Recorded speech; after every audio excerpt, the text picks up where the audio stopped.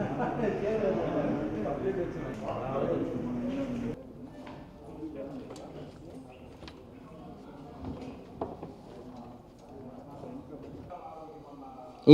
సంబంధించి మాత్రం క్వశ్చన్ అడగండి. లేదు, ఓన్లీ ఈ క్వశ్చన్ గురించి మాత్రం అడగంటే అడగండి. ఇప్పుడు ఈ పర్టికులర్ కేసులో ఏదైనా డౌట్ ఉందంటే అడగండి, చెప్తాను అంతే. ఈ క్వశ్చన్ దీని గురించి అడగాలంటే అడగండి. దీన్ని సంబంధించి ఒకరే అరెస్ట్ చేసాము. స్పెసిఫిక్గా ఈ ఒక్క పోస్ట్లోనే ఆల్మోస్ట్ 38 పోస్ట్ వరకు కూడా మనం డౌన్లోడ్ చేసి తీసుకున్నాము సార్. అంటే వీళ్ళు లైక్ చేసిన వాళ్ళని ఇప్పుడు సెగ్రిగేట్ చేస్తున్నాము. వీళ్ళ అకౌంట్ని ఇప్పుడే మనం లోపలికి వెళ్ళగలిగాము, వీళ్ళ దగ్గర నుంచి డేటా తీసుకున్నాం. ఫస్ట్ ఏంటంటే అకౌంట్ లోపలికి వెళ్ళడమే టెక్నికలీ చాలా ఇబ్బంది అయింది. ఇప్పుడు ఎవరెవరు దానికి కమెంట్స్ వేసుకుంటున్నారో వాళ్ళపైన కూడా సెగ్రిగేట్ చేస్తున్నాము.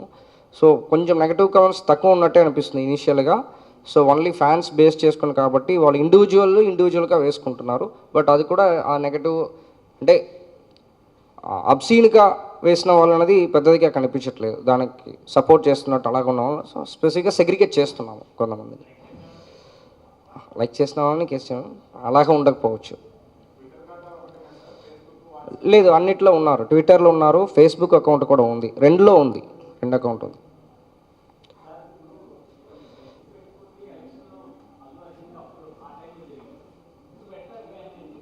అంటే పెడుతూనే ఉన్నారు over the period of time. ఇప్పుడు మాత్రం కాదు, పెడుతూనే ఉన్నారు.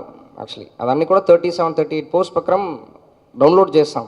యాక్చువల్లీ వీళ్ళు పెడుతున్నారు, బట్ అది మామూలుగా పోయింది. కానీ ఇంత అంటే స్పెసిఫిక్గా ఒక ఫ్యామిలీ అలాగ టార్గెట్ చేస్తూ వేస్తున్నారన్నది ఇప్పుడు ఈ పర్టికులర్ కేసు వల్ల అది బయటకు వచ్చింది. యాక్చువల్లీ దానివల్ల మనం డెప్త్కి వెళ్ళాము. కేసు ఎంత మోటివ్ కోసం మీకు అది చూపించాం.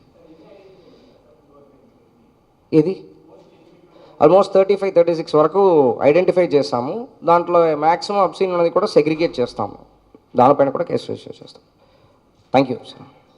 రిజిస్ట్రేషన్లో 24/25 ఒక 10 days ముందు deputy CM sir and family పైన అబ్సీన్ కంటెంట్తో పాటు పోస్ట్ చేసిన వాళ్ళపైన కేసు రిజిస్టర్ చేయడం జరిగింది. దాన్ని ట్విట్టర్లో పోస్ట్ చేశారు. తర్వాత మన ఇన్వెస్టిగేషన్లో టెక్నికల్ కొన్ని మనం చేసి ఫైండ్ అవుట్ చేస్తాము ట్విట్టర్లో ఎవరు పోస్ట్ చేశారని చెప్పేసి. వాళ్ళు ఇక్కడ నుంచి కర్నూలుకి వెళ్ళింది, గూడూరు కర్నూలుకి వెళ్ళింది. సో రఘు అలియాస్ పుష్పరాజ్ అని చెప్పేసి అక్యూస్ని మనం అరెస్ట్ చేయడం జరిగింది. వాళ్ళు మొబైల్స్ ఆల్మోస్ట్ 5 మొబైల్స్ వాడారు. 14 ఈమెయిల్ ఐడీస్ని యూజ్ చేసుకొని ట్విట్టర్ అకౌంట్లో లాగిన్ అవ్వడం జరిగింది. సో అదేవిధంగా దీని వెనక మోటివ్ని చూసామంటే ఇట్స్ అబౌట్ వీళ్ళు అల్లు అర్జున్ ఫ్యాన్. సో అదేవిధంగా డిప్యూటీ సీఎం సార్ ఫ్యాన్స్ మధ్యలో వాళ్ళు వార్ ఆఫ్ వర్డ్స్ అంటారు, అంటే వాళ్ళు పోస్ట్ పెట్టుకోవడం దాన్ని బేస్ చేసుకుని ఈ వ్యక్తి అలాంటి ఒక అబ్సీన్ కంటెంట్ని పోస్ట్ చేయడం జరిగింది. దాని తర్వాత ఈ పుష్పరాజ్ అలియాస్ రఘు పోస్ట్స్ అన్నీ చూసినప్పుడు ఆడవాళ్ళని కింద పడిచినట్టు చాలా పోస్ట్ వేయడం కూడా జరిగింది.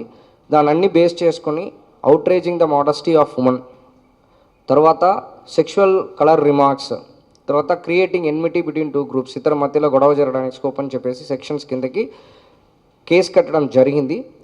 సో కర్నూలు గూడూరు నుంచి పికప్ చేయడం జరిగింది. సో ఈరోజు కోర్టులో మనం ప్రొడ్యూస్ చేస్తున్నాము. సో అంటే మెయిన్ దీని ప్రశ్నకి ఏంటంటే సోషల్ మీడియాలో ఓన్లీ పాజిటివ్ నేచర్ యూజ్ చేయాలి, కానీ ఇలాంటి నెగటివ్గా ఎస్పెషల్లీ ఆడవాళ్ళని కానీ ఎవరైనా ఒక పర్టికులర్ ఫ్యామిలీని కానీ కుటుంబాన్ని కానీ ఇలాగ టార్గెట్ చేయడం అనేది తప్పని చెప్పేసి, అంటే అది ఎప్పుడు లాస్ట్ ఒక 6 months కానీ అది చేస్తున్నాము. దాంట్లో ఒక భాగంగా ఈ కేసు కూడా ఒక సొసైటీకి ఒక మెసేజ్ వెళ్తున్న ఒక ఉద్దేశంతో పాటు ఈరోజు వాళ్ళని మీ ముందు ప్రొడ్యూస్ చేయడం జరుగుతుంది.